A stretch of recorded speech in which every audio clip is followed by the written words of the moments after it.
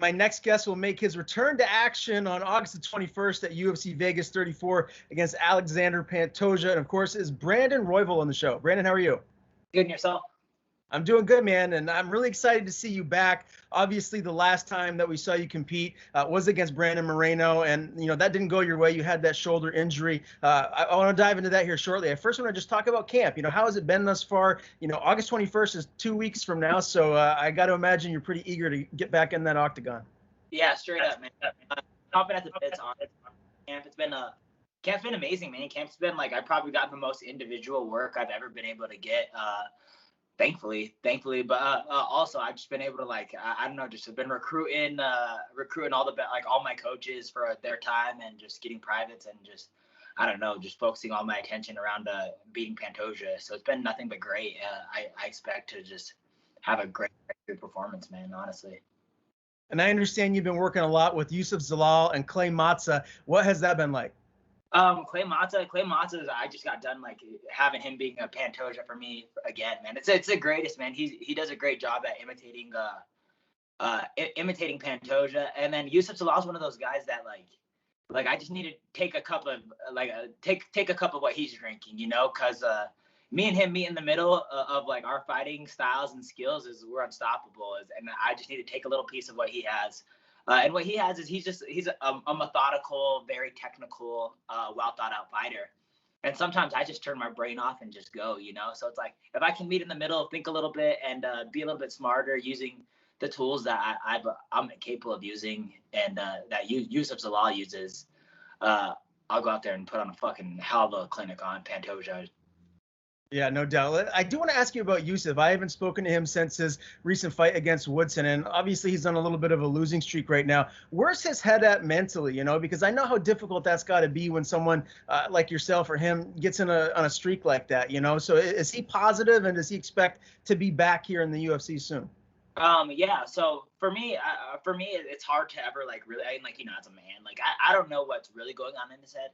But for me, it looks like he's ready to go shine. He's going to 135, and for me, and knowing Yusuf as long as I have, that kid's unstoppable. That kid's gonna be a champion one day. That kid has the brightest future of all of us, man. Every time I'm around that kid, it's nothing but greatness. That kid's younger than me, and I'm hiring him for privates, and I'm hiring him to take a little piece of his brain. And the UFC is not yet to see what that kid's capable of. What he's shown and what he's gonna show is gonna be two different things. And uses a lot at 135. He's gonna be a goddamn champion, and he's unstoppable. And one of the greatest teammates I've ever had. As far as just what he's done. I remember Yusuf came in the gym at 18 years old, and my first time sparring with him ever, whooped his ass. By the way, just let that be known. But right after a round, I was like, that kid is a fucking champion. That kid will be a champion. I turned to my coach. I turned to the guy he came with to the gym with, his coach. And I was like, who is this kid? And yeah, we need him. We need a piece of this kid. And I'm so happy he's my teammate, and I got to watch his career fucking blossom. And I'm going to watch him make this major comeback. And I don't know what an inspiration it's going to be, man, because I know he's going to go out there and do great things. And you guys are going to see what that kid's truly capable of. And it's greatness, man. Yeah, it wouldn't surprise me at all. And he's always smiling, which is super infectious, man. So yeah, he's someone that has got to be a lot of fun to be around.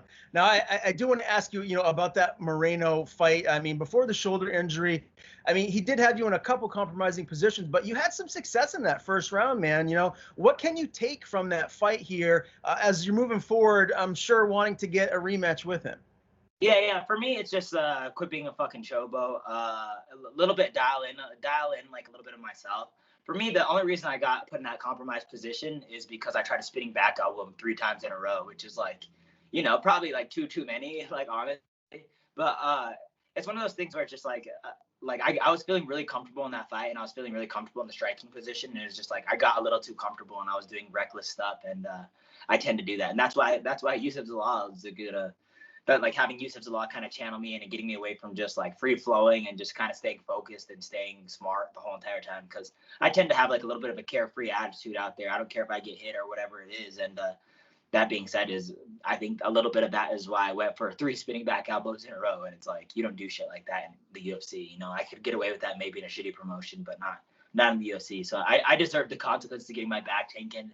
And And in my opinion, I was never in any danger there too. Like I would never get submitted off a face crank or a nose crank or whatever position he had me in a million years. So it's one of those things where it's like it was a little bit of a learning curve, and also like I would not score that round for myself. It's like if I dislocated my shoulder and none of that happened, and like if I didn't give up my back that round, then it would have been my round, you know, and then it would be a whole different conversation. But it's like I gave up my back being an idiot, and now we're talking about why Moreno beat me instead of it just being the injury, you know. So it's like one of those situations.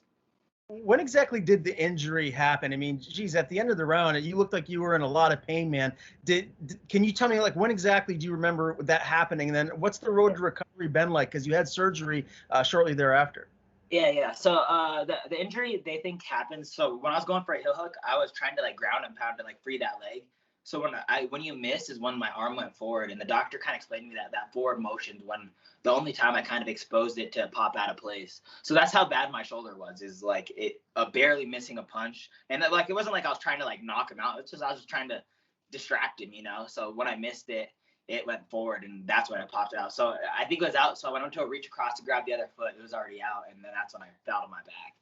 But I'm grateful it fell out in the position where I was on top instead of me being on bottom. It looked like he did something cool to it or anything, you know. Or if it popped out when he had my back, it could have been like perceived as something different, you know, where it's like it was clearly obvious I was on top of him going for something, when then I'm like screaming in pain, you know. What was that road to recovery like? How difficult was the rehab getting back to, you know, where you're at now? Yeah. The road to recovery, the road to recovery's been a little bit, I don't know, all over the place, man. I feel like it kind of just it tests like my hunger. You know what I'm saying? Is like I gotta watch the dude who I last fought's dreams come true, and it's like one, it was just like one of those like made me hungry, and it's like so inspiring to see Brandon Moreno go out there and do amazing things. And just one, I was in that position too, so it's like, dang, I'm that close to making things happen, you know, and making my dreams come true. But it's also just like damn, all right, well, it's time to buckle down, you know. And like it's right now, am I gonna let this injury be the death of me? Am I gonna let this injury mess up my life and slow me down and be like the reason why I never become the champion? Or is it gonna be the reason why I progress in 3 different ways? You know what I'm saying? And it's like I have an excuse or I have a chance to get better. And it's like I definitely chose the route to get better. I improved a bunch of different other areas that wasn't my right hand. So it's awesome, is especially like an injury as just the right shoulder. It kind of turned into like a weird blessing in disguise. Is like, okay, now I'm able to work on my kicks, my footwork, all this other stuff, and go back into being a righty too, because I'm originally right-handed. So it gave me a chance to switch back to orthodox a little bit and work on a million different things. And it's like if I got injured and didn't work and improve in some different way, then it was like, what's the point of those 6 months, you know, or 8 months recovery? So. Yeah, very, very well said. I got to ask you too, man, were you surprised to see Moreno win that second fight against Figueiredo the way that he did? No, not at all. Actually, I was more surprised in the first fight of watching them go. I was like, wow, there's like a lot of holes in Figgy's game, man. I think Figgy was kind of thought to be a little bit undestructible from at least from my perspective. It was like, dang, like Figgy, and like maybe I didn't watch too much of his fights too before then. I was just so focused on what was in front of me. But then like Moreno just exposed him big time. You see a bunch of holes in one Moreno's game and 2 Figgy's games. Like you see a bunch of holes in both their games in that first match. But the second match was I figured Moreno could get it done, honestly, and I was rooting for him. I was happy he got it done, man. Couldn't happen to a better person, right? Like it's weird that you got to fight some of these guys. It's like, goddamn, it's like I don't want to take food from that guy's mouth or that guy's kid's mouth or any of that shit, because it's like, I don't know. Sport sucks. What the fuck are we doing? Yeah, I got to be honest. I definitely was rooting for Moreno against Figueiredo as well. I interviewed him before the fight, and he just seems like such a nice, genuine, down-to-earth type of guy. But, I mean, I felt the same way Dana White did. I really thought, I mean, after seeing what Figueiredo did to Benavidez, and then that first fight with Moreno, I thought maybe it was like too close of a turnaround for him, so maybe he was affected.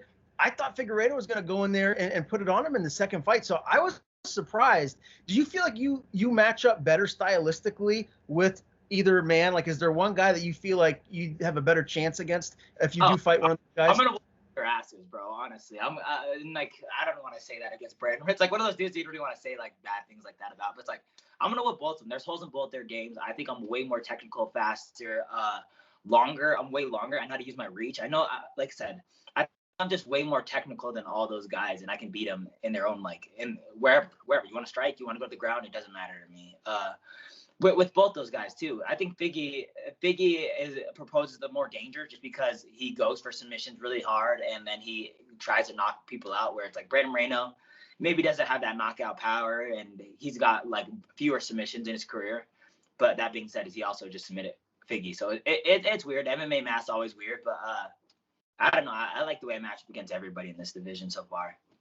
All right. Now, this is my first time interviewing you, so I got to ask, what you're like outside of MMA. Like, what are your hobbies? What do you like to do? What do you, occupy your time with when you're not training your butt off at Factory X? Oh, I'm boring, man. I like comedy. What I do on the weekends mainly is I go paddleboarding, which is like weird, I guess, but it's like, I don't know, just relaxing. Just try to get out in the sun as much as possible. Me and the team play spike ball a lot. We're super competitive, so we took up spike ball and we outside the gym we just talk shit and try to compete. We're probably belong in the Olympics at this point, Do you get into any team sports? Do you like basketball or football or anything like that? No, I'm pretty like just stuck in the MMA position. Like nothing else really interests me sports wise. I go for all the Colorado, like as much Colorado as I can. But that being said, is like I'm just mainly stuck in the MMA as far as sports. I don't know any other athletes. I could name like 3 Bronco players, like all that. So. Okay. All right. Fair enough. Well, let's transition back to MMA. I wanted to get a couple of fight picks from you because there's a couple of rematches that are coming around the corner that I am just so excited for.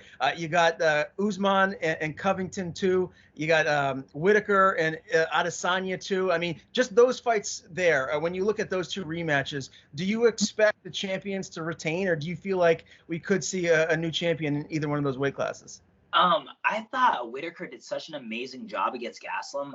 His striking, he seemed like he was just like, he looked so smart, so composed, and like he was using setups, man. He would land something, then feint it, and then go right back to it. And I mean, I don't know if he can get the job done against Adesanya. I don't know about either. Those are like, both those are like flip a coin to me. But I like what he did his last fight, and I think that what he's doing and making those improvements, it was clear, in his last fight that he improved as a fighter, and Adesanya is doing the same. But it's gonna be interesting, and I think that the fight is gonna play out a little different, and as in just like probably go on longer, right? Mm-hmm. As far as Usman and Kobe, that fight's gonna be fucking crazy good. Both those guys are improving. I think Usman's probably one of the more improved fighters every time you see him, man. So it's like, what is that guy gonna bring? He's knocking people out left and right now. It's like, what? Like, he's knocking out Jorge Masvidal. That fight wasn't even close really either. That rematch. So it's like, this guy's making fast improvements. I hope Kobe's doing the same thing, man. Because if not, he's gonna get ran over by Usman because that guy's nasty.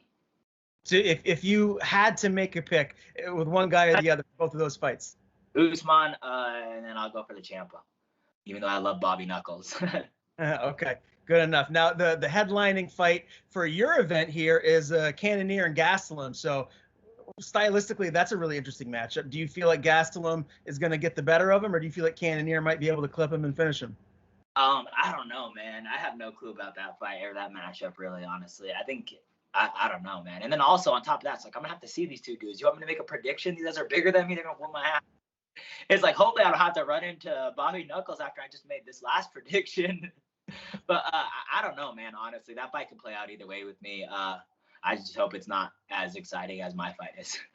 Okay, fair enough. Yeah, I'm definitely not trying to get these bigger dudes angry at you. So I'm a 125er, man. Like, I'm 5'9". I'll get my ass whooped, I'm just so stoked about these upcoming matchups. I wanted to get someone like yourself's predictions here. But let's talk about your fight and the weight cut, because I understand that after the surgery, you got pretty heavy. Like, how heavy did you get? And what's your weight now? 55, 157. But it was funny, like looking at me in the sling. I'm all big, and then I'm like shadow boxing and stuff, and it's like so funny. But yeah, I got pretty big. But I started fucking around with my diet a little bit. I got like a psoriasis, like an autoimmune disease. So I started fucking fasting and doing a bunch of weird shit. So this is like the lightest I've ever been in, like, since I've been in the UFC. So it's actually been nice. Like once I was able to reel it in after a few months of just being an asshole, It's my weight's been super low, so I'm actually really excited about this weight cut. It was the first time I was ever like thinking, I'm like, man, maybe I shouldn't work with a nutritionist for this fight, but it's nice that if things go wrong, I can blame someone else. So it's like nice to have a nutritionist around, you know. For sure. So as far as the fasting goes, that's something that I try to do. Like, what kind of restrictions were you doing? Were you going like 24-hour fasts or 18-6? So for me, the first time that I fasted was I went on a 3-day fast. That's what happened. I went fasting for 3 days, and like there's a couple things that happened in the middle of it. Is just like, one, I realized how much I eat out of boredom and like not out of actual hunger and all that stuff. But more important than anything is the weird thing about fasting is like I was reading Siddhartha. I just finished up like the Bhagavad Gita. So I was like finished up 2 books. I'm super bored during the surgery. I finished up 2 books, and then Ramadan started, and a bunch of my teammates are Muslim, and they're fasting, and it just kind of seemed like all signs kind of pointed that I'm like, all right, let's fast for a little bit. And then I was like, fuck it, let's push it for 3 days. So I went on a 3-day fast, and my psoriasis went away, and I was like, what the fuck? Like I was mind blown by it. So I kind of just like read up about fasting, and then now I'm just 12-hour fasting every day, which isn't much, but for the most part it's probably like 14 now I think about it. But it's not much, but it keeps fucking my weight super low for some reason, and it keeps my psoriasis at like an all-time low too. So it's like 2 good things that like benefit. Yeah. It was I was working like before I got to the UFC, I was working overnight, so I was eating all times of the night, never really giving my stomach like a chance to give it a break or like a restart. Like so, and that's when like when I was working overnight right before I got to the UFC is when I actually got psoriasis. So it was weird kind of how it all like linked together, and it was like a weird like it was like a weird sign from the earth or whatever, just like all signs kind of pointing like, all right, I'm gonna fast for a little bit, and it just worked out perfectly without me even like knowing the consequences of maybe an autoimmune disease going away off of it. That's fantastic, man. I'm a big proponent of fasting. It's worked for me and for a couple other people that I know of. So that's great to hear, especially that it cured your psoriasis. Let's talk about this Pantoja matchup, man. This is a highly ranked guy. He's number 3 right now in the division. You're number 6. So a win over him, you could be right back in that picture for a title shot or a number 1 contender matchup. Stylistically, how do you like this matchup with Pantoja? Do you feel it favors you? I mean, stylistically, I mean, like I dread it. Like stylistically, it's gonna be a war, but it's like stylistically for you guys, it's gonna be great. Like I know he's not backing up. I'm not planning on taking a step back, so it's like it's gonna be a war. And stylistically too, as far as the matchup goes, is I'm way more dangerous. I bring all the same factors he does, but I'm longer and way more technical than him, and can keep that volume up the whole entire fight. So it's like. I think he's in danger. I think I'm going to drown him, and I think I'm going to be the first person to ever get a finish on Pantoja. And I'm going to go in there with the sole intention of winning a title shot and making a fucking statement on him, you know? I think so far I've been in the UFC, it's just been like I wanted to get to the UFC and work so hard to get there that it was like finally I'm here, and then I'm in the top 10 right off the bat, and it's like I belong, it's like to prove that I belong. But now it's like these next fights are I'm not looking to just belong. I'm looking to show you guys that like these guys aren't on my level, that I should have been here years ago, that I took one of the hardest routes to get to the UFC as a flyweight, and that I should have been making this money, and I should have been running this division for years.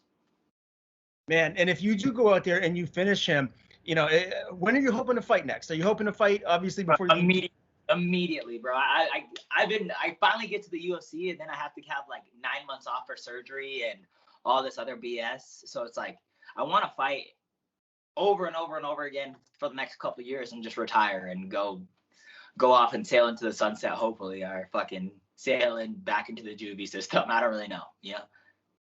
If you don't get Moreno for the title next, if you finish Pantoja and Moreno's not on deck for you after this one, who would make sense? Who would you like to fight?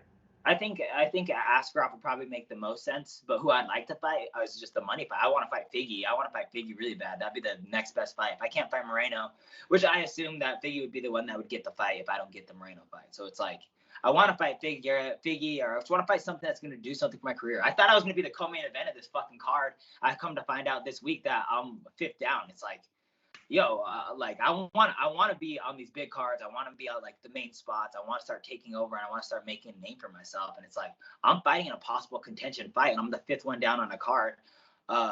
it's like, in my opinion, we should be the co-main event. We're fighting for a contender, like a spot for the title contention. You know what I'm saying? And it's like, I don't know, man. It's like, I just want to go out there and just make statements and just, I don't know, put some goddamn respect on my name. You know what I'm saying? It's like, I want to go over and just, I don't know, man. Just make it great again, you know? Well, for the record, I agree with you. I feel like your fight should be the co-main event, or if not that, like, the third from the main event fight. It should be further along back, right? So, again, man, really. We're 3-6. It's 3-6. You know what I'm saying? Like, that's disrespectful. It's like, I get Clay Guida paved a path or whatever it is, but it's like what are we doing? He's ranked number like 38 in the world, and John Madsen or whatever is ranked number 40. And it's like, it's not like, if it was a great matchup and they're gonna go to war, I would be all about it. But it's like, they're gonna wrestle fuck each other and nobody cares. You know what I'm saying? And it's like, I hope Clay Guida wins. I hope he retires happily. But it's like, at the same time, it's like, yo, you created the spot for the new wave to take over, and that being said, is we deserve that spot at the very least. Is that not that co-main event? And it's like, yo, we're trying to make the flyweight. We're trying to like boost the flyweight division. Why am I at the bottom of a card where we should clearly be at the top of? You know what I'm saying? So it's like one of those things. Like, and on top, this is gonna be a brawl, man. Like, I got anxiety just thinking about this fight. Like, it's gonna be a brawl. It's gonna be a war. I know what Pantoja brings, and I know what I bring, and I know that it's gonna be a great fight no matter what happens. You know. I can't wait to see you back inside of the octagon, my man. And it was an absolute pleasure to interview you here for the first time. Again, August 21st, Brandon Royval, Alexandre Pantoja, UFC Vegas 34. Brandon, before I let you go, man, I want to give you the floor. Tell people where to follow you on social media, and if you have anybody to thank, the floor is yours. First off, thank you, EAP Glass. The surgery, all that shit wouldn't be possible without them, man. Thank you, Ed. Thank you, Cyrus, for everything. But Brandon Royval and everything, follow me. And yeah, just tune in, man. I'm trying to make a statement this fight, so we'll see if I can make it happen.